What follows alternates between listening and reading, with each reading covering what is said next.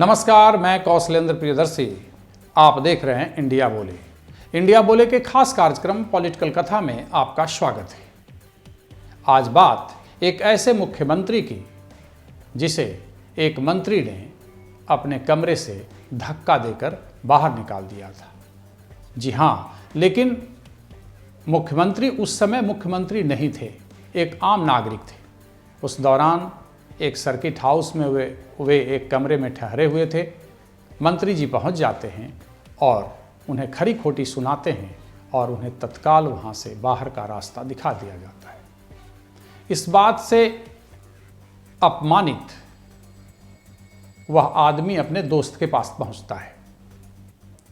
दोस्त से सारी बातें बताने के बाद कहता है कि आखिर हम राजनीति नहीं कर सकते। तो दोस्त का जवाब आता है कि देखो, चाहे तुम कितनी भी दौलत, कितना भी शोहरत कमा लो, लेकिन पावर तो नेताओं के पास ही होता है। देखते नहीं हो, नेता जो चाहता है वह काम चुटकी बजा करके करवा लेता है। वो तुमसे नहीं होगा। चाहे तुम लोगों के बीच में बहुत बड़े सुपरस्टार, बहुत बड़े अभिनेता, बहुत बड़े हीरो के तौर पे जाने जाते हो, लेकिन उसका कोई मायने नहीं जब तक तुम्हारे पास पावर नहीं है।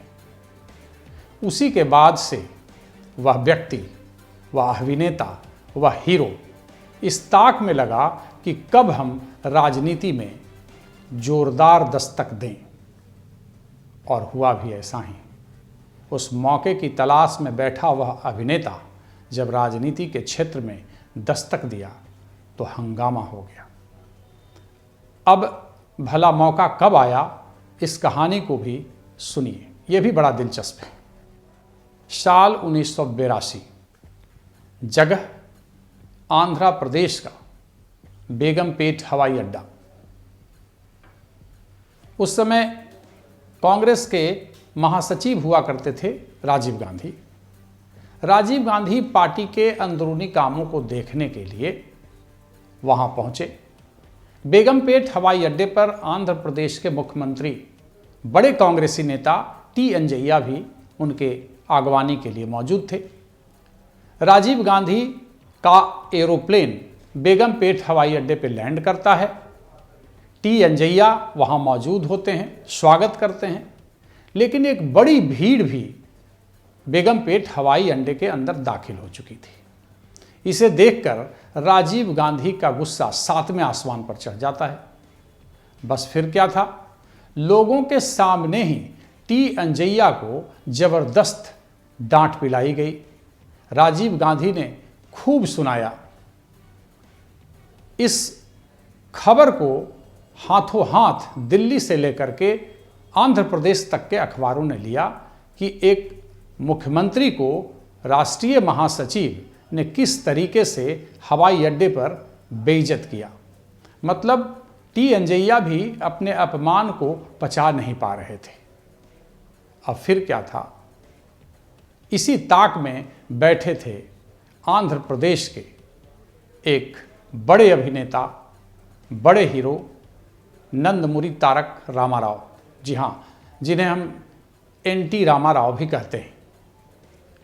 बस उसी दौरान उनके दोस्त की बात उन्हें याद आई कि भाई, आपके पास दौलत है, शोहरत है, लेकिन पावर नहीं है, तो आप कहीं के नहीं हैं। और वह अपमान भी उन्हें याद आया जो मंत्री ने उन्हें अपने कमरे से बाहर निकाला था।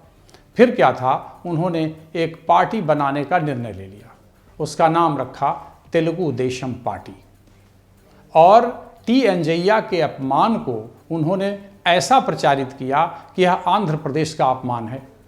आंध्र प्रदेश की अस्मिता से जोड़ दिया गया टी अंजैया के अपमान को, और लोगों से अपील की कि एक प्रधानमंत्री का बेटा और बहुत कम उम्र का राष्ट्रीय महासचिव आंध्र प्रदेश के एक बड़े कांग्रेसी नेता को खुलेआम बेइज्जत करता है। इसलिए आंध्र प्रदेश के लोगों की जिम्मेवारी है कि वो कांग्रेस से बदला ले। बस खेल यहीं से शुरू हो गया। इसके बाद नंदमुरी तारक रामाराव ने ऐलान किया कि अब हमारी उम्र 60 साल की हो गई है, फिल्मों में बहुत काम कर लिया, अब लोगों की सेवा करने का इरादा है। नंदमुरी तारक रामाराव ने जब तेलुगु देशम पार्टी का निर्माण किया, उसके ठीक 9 महीने बाद ही आंध्र प्रदेश में विधानसभा का चुनाव होने वाला था।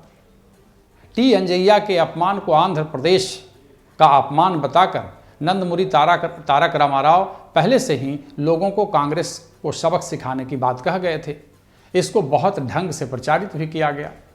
परिणाम यह हुआ कि 9 महीने बाद होने वाले विधानसभा चुनाव में तेलुगु देशम का 2/3 बहुमत आना एक बड़े राजनीतिक बदलाव के आहट के तौर पे लोग देखने लगे और अखबारों, मीडिया में भी इसे इस तरीके से जगह दिया गया कि जैसे फिल्म स्टार्स से लोग के ग्लैमर से लोग प्रभावित होते हैं, उसी तरह राजनीति का मिजाज भी बदलने लगा है। 2/3 बहुमत से उत्साहित एनटी रामाराव ने इसके बाद अपनी लोकप्रियता के लिए कुछ और बड़े कदम उठा लिए।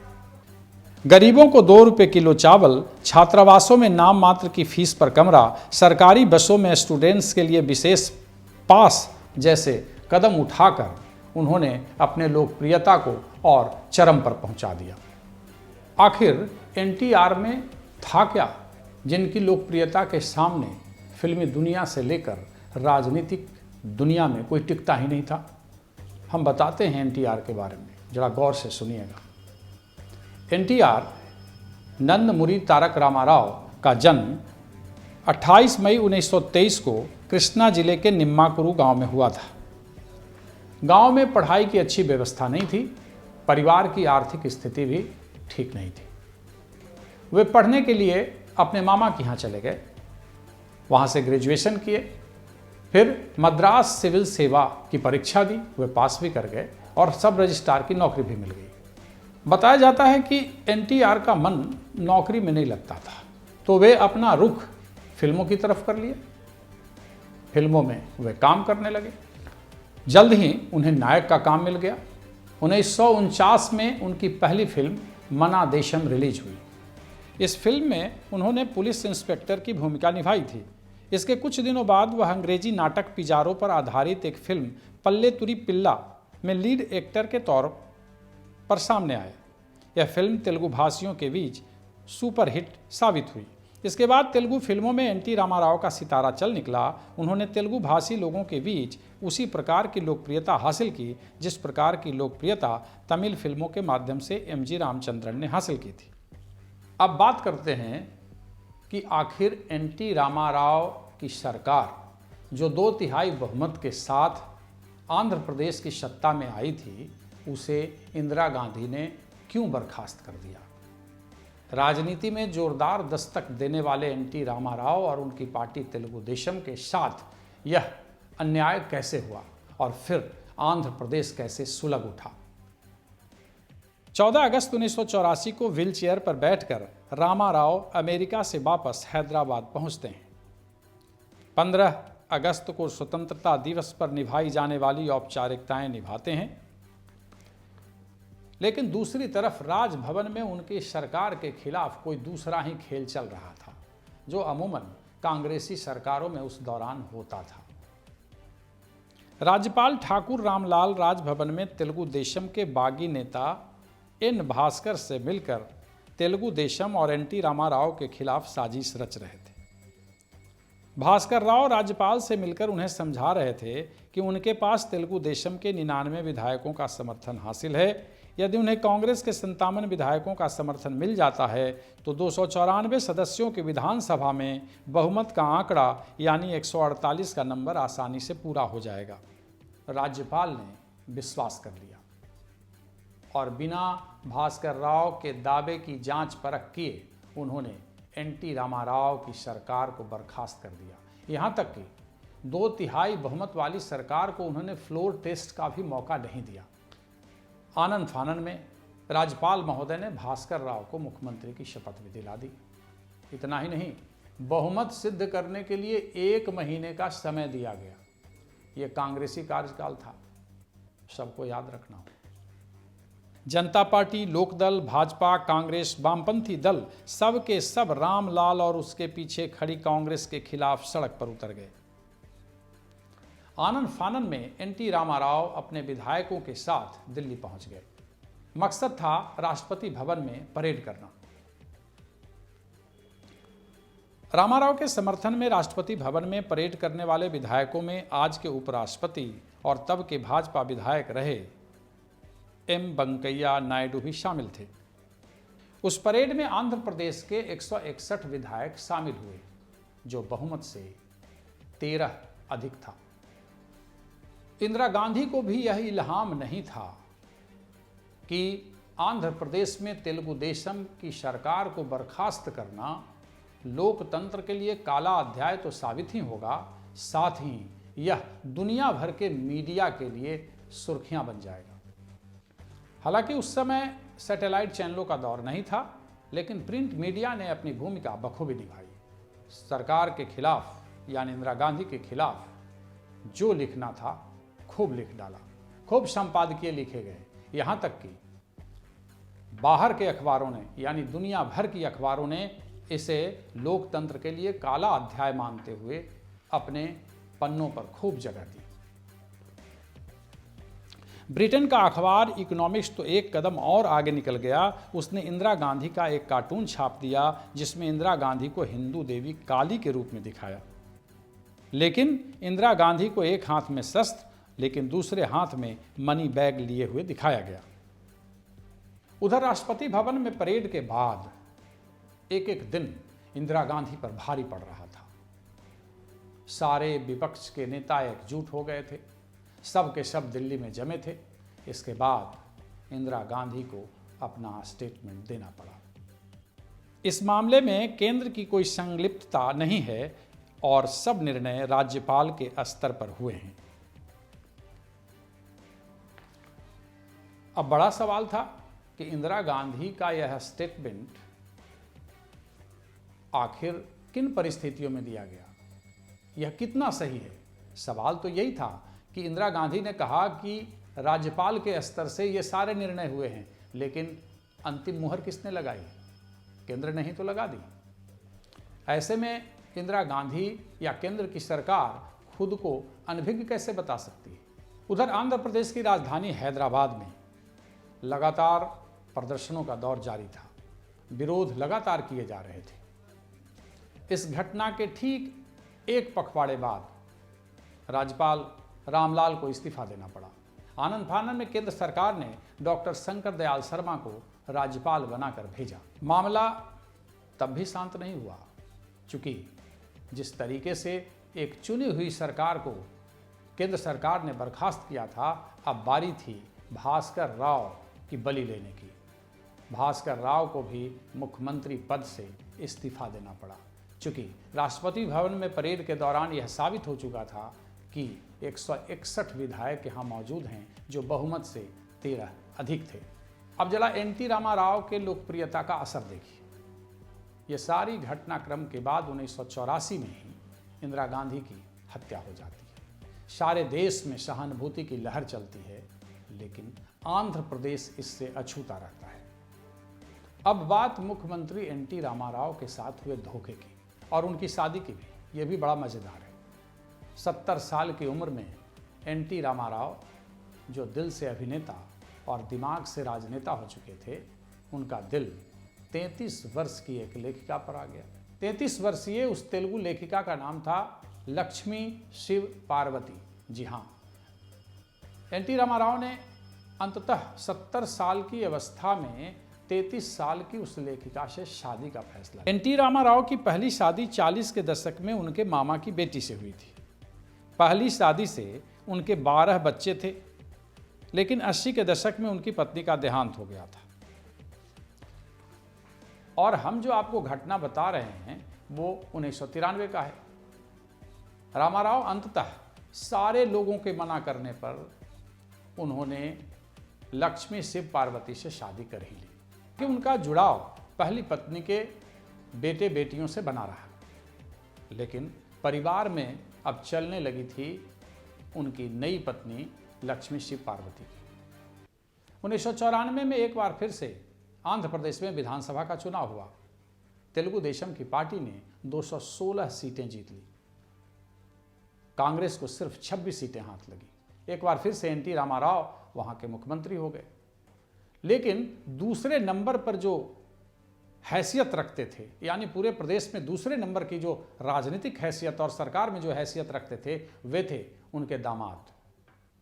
चंद्राबाबू नायडू की हैसियत सरकार में 2 नंबर की हुआ करती थी, लेकिन कहा जाता है कि सत्ता असल में लक्ष्मी शिव पार्वती ही चलाती थी, और यही बात चंद्राबाबू नायडू को खटकती थी।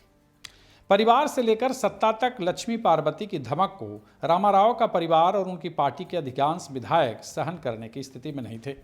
नतीजतन सत्ता संभालने के 9 महीने के भीतर ही, यानी अगस्त 1995 आते आते उनकी पार्टी में विद्रोह हो गया। इस विद्रोह का बिगुल किसी दूसरे ने नहीं, उन्हीं के दामाद चंद्राबाबू नायडू ने ही बजाया था।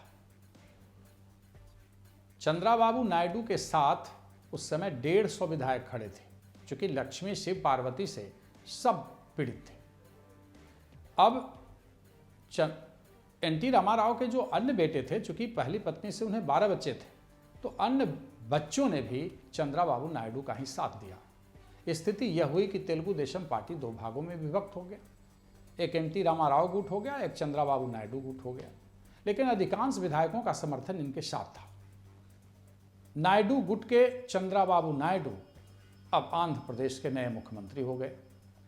हालांकि रामाराव ने अपने दामाद को कई असंसदीय शब्दों से नवाजा। बाद में एनटी रामाराव फिर से एक बार अपनी पार्टी को संगठित करने में लग गए, लेकिन नीति को कुछ और ही मंजूर था। मुख्यमंत्री की गद्दी से चंद्राबाबू नायडू जैसे ही उतरे तो उनका जीवन बहुत दिनों तक नहीं चल सका। उनका जीवन भी रुक गया और 1996 में हार्ट अटैक से उनका देहांत हो गया। इन सबों के बीच तेलुगु देशम के दावेदार के तौर पे अकेले चंद्राबाबू नायडू उभर कर सामने आए, जो आज भी भारतीय राजनीति में एक अपनी धाक रखते हैं। अब कहानी के केंद्र बिंदु की तरफ चलते हैं, जो कहानी का मूल है। यह 80 के दशक की बात है, जब नंदमुरी तारक रामाराव आंध्र प्रदेश के एक अच्छे नायक के तौर पे जाने जाते थे। फिल्मों में काम करते थे, 300 फिल्मों में काम कर चुके थे। अचानक उन्हें आंध्र प्रदेश के नेल्लोर शहर जाना हुआ। नेल्लोर एक छोटा शहर है जहां होटलों की कमी है। उन्हें सर्किट हाउस पहुंचाया जाता है। सर्किट हाउस में कोई कमरा बुक नहीं रहता है। केयरटेकर बताता है कि एक कमरा बुक है, लेकिन वो एक मंत्री के नाम से बुक है, पता नहीं कब आ जाए। लेकिन चूंकि बड़ा कद था एनटी रामाराव का, बड़े नायक के तौर पे जाने जाते थे, लोगों के बीच लोकप्रिय थे, काफ़ी दौलत उन्होंने कमाया था, शोहरत थी, तो केयरटेकर ने बताया कि आप थोड़ी देर के लिए रह लें। इसी समय मंत्री जी का भी आगमन हो जाता है। मंत्री तो मंत्री ठहरे, पावर सबसे पचता नहीं है। मंत्री जी जैसे ही कमरे में गए तो उन्होंने देखा कि कोई ठहरा हुआ है। रामाराव उस समय बाथरूम में थे, उस कमरे के बाथरूम में थे। मंत्री जी गर्म हो गए और केयरटेकर को खूब खरी खोटी सुना दी और फिर तत्काल एनटी रामाराव को वहां से निकालने को कहा। एनटी रामाराव तत्काल वहां से बाहर चले जाते हैं और गुस्से में दिल का भड़ास निकालने जब हैदराबाद जाते हैं तो अपने दोस्त नागी रेड्डी के पास जाते हैं। नागी रेड्डी से वो अपनी ये सारी बातें उन्होंने कहा। नागी रेड्डी ने कहा कि भाई, कितनी भी दौलत और शोहरत कमा लो, लेकिन पावर नेताओं के पास ही होता है। बस यही उनके ज़िंदगी का टर्निंग पॉइंट साबित हुआ।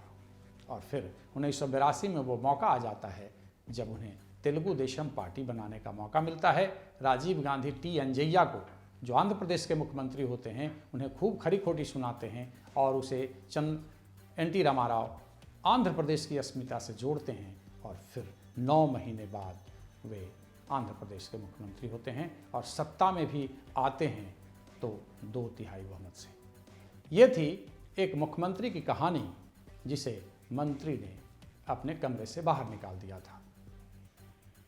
अगली कड़ी में किसी और राजनेता की कहानी के साथ आपसे रूबरू होंगे।